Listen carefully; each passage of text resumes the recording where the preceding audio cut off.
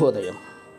Global బెథేనియా Calvary ministry తరపున ఈ వారం యొక్క చివరి దినంలో మరొకసారి మీ అందరితో కూడా కలుసుకుని దేవుని యొక్క పరిశుద్ధమైన మాటలు ధ్యానించడానికి దేవుడు నాకు ఇచ్చిన మధురమైన అవకాశాన్ని బట్టి దేవునికి ప్రత్యేకమైన వందనాలు తెలియచేస్తున్నాను. ఈరోజు కూడా పరిశుద్ధమైన వేద గ్రంథంలో నుండి మరి యొక్క చక్కటి మాటను చదువుకుందాం. హెబ్రీయులకు రాసిన పత్రిక 11వ అధ్యాయము 11వ వచనము. నేను చదువుతున్నాను, దయచేసి గమనించండి. హెబ్రీయులకు రాసిన పత్రిక 11వ అధ్యాయము 11వ వచనము. విశ్వాసమును బట్టి శారాయు వాగ్దానం చేసిన వాడు నమ్మదగిన వాడని ఎంచుకొనెను గనుక తాను వయస్సు గతించినదైనను గర్భము ధరించుటకు శక్తి పొందెను. దేవునికి స్తోత్రం కలుగునుగాక. ప్రియమైనటువంటి సహోదర సహోదరీలారా, ఈ మాసం యొక్క చివరి దినానికి మనం చేరుకొని ఉన్నాం. మరి రేపటితో ఈ మాసం ముగిసిపోతుంది. అబ్రహాం యొక్క గృహము విశ్వాసమునకు ఒక మాదిరి కలిగినటువంటి గృహముగా కనబడుతోంది. ప్రతి వ్యక్తి విశ్వాసీయే కదా. విశ్వాసమును బట్టి అబ్రహాము దేవుని దృష్టిలో నీతిమంతుడిగా కనబడుతున్నాడు.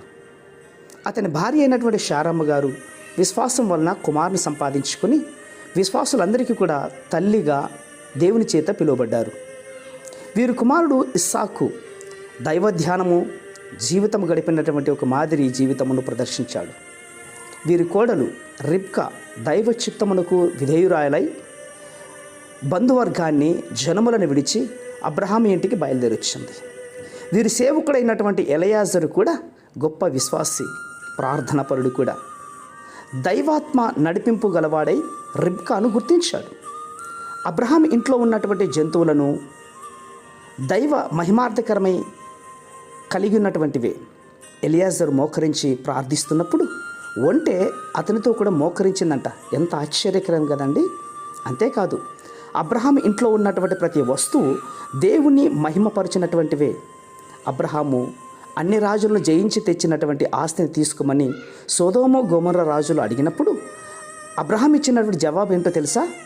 ఆకాశమునకు భూమినికి కర్తయు సర్వోన్నతుడును దేవుడనైన యెహోవా ఎదుట నా చెయ్యెత్తి నిన్నే అబ్రహామును ధనవంతునిగా చేసితనని నీవు చెప్పుకుంటున్నట్లు ఒక నూలు పోగైనను చెప్పుల వారైనను నీ వాటిలో ఏదైనను తీసుకోనని ప్రమాణం చేశాడు. ఆహా, ఎంత గొప్ప అద్భుతమైనటువంటి ఆలోచన కలిగిన వ్యక్తి అబ్రహాం.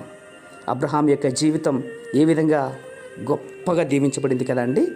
అవును ప్రియ సహోదర సహోదరీలారా, నీ కుటుంబం కూడా ఒకసారి పరీక్షించుకోవాలని మనవి చేస్తున్నాను. యేసుక్రీస్తు వారు నీ గృహంలో నివసిస్తున్నారా?